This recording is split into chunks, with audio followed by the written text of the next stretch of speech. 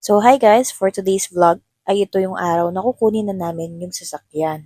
Nakamotor kami dyan papunta sa bahay ng pinsan ng asawa ko. Siya yung pagdadrive namin dahil nga medyo alanganin pa yung asawa ko sa Commonwealth. Although may lisensya na siya, ayaw niyang i-risk yung safety naming mag-ina. Dex and Laika.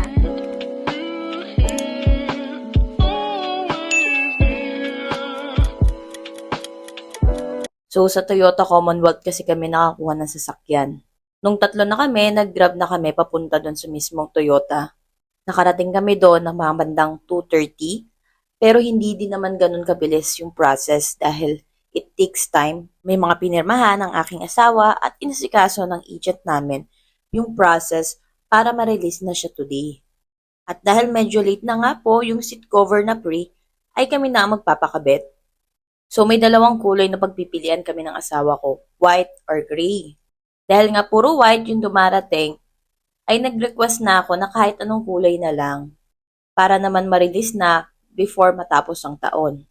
Makikita nyo dyan yung galak namin ng asawa ko kasi matagal na namin talagang planong magkaroon ng sasakyan.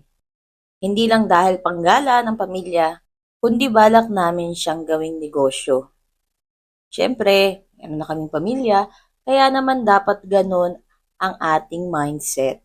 Ang sarap sa feeling na ito na yung dating pinapangarap lang namin, kiniklaim namin na magkakaroon kami. Ngayon, ay meron na kami. Pinaliwanag din ng agent namin yung parts ng sasakyan, which is yung mga makina, and chinek din yan ng kanilang mekaniko. Yung tin po sa kanila ay free na. Bali pati yung seat cover sana ay free din at meron din siyang free na payong. So, syempre, medyo natatagalan na kami at nagugutom na si JL. Kaya naman sabi ko, ay kami na ang magpapakabit. Grabe yung gutom naming tatlo. Syempre, kasama namin yung pinsan ng asawa ko. Wala ding kain. Pero napakasulit kasi mauuwi na namin pinapangarap naming sasakyan. Napakaswerte ng taon na to kasi hindi lang sasakyan ang nakuha namin, kundi ang pinapangarap naming anak. Talagang walang imposible kapag nagmamahal. Syempre, kailangan yung magtulungan mag-asawa. At bawat achievement nyo, hindi lang pwedeng achievement mo or achievement niya. Kailangan achievement nyong dalawa dahil hindi naman magagawa or makakamtam ng isang bagay kung walang tulong ng bawat isa. So doon natatapos ang aming video na ito. Nasa stage pa yung asawa ko na aaralin niya pa or kakabisaduhin niya pa maigi ang aming sasakyan.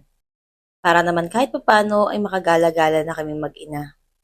So gaya nga ng sabi ko sa post ko, kung kaya namin, kaya niyo rin. Thank you for watching and see you on our next vlog. Bye! Thanks for watching. Share. Don't forget to like, comment, and subscribe. See you next vlog.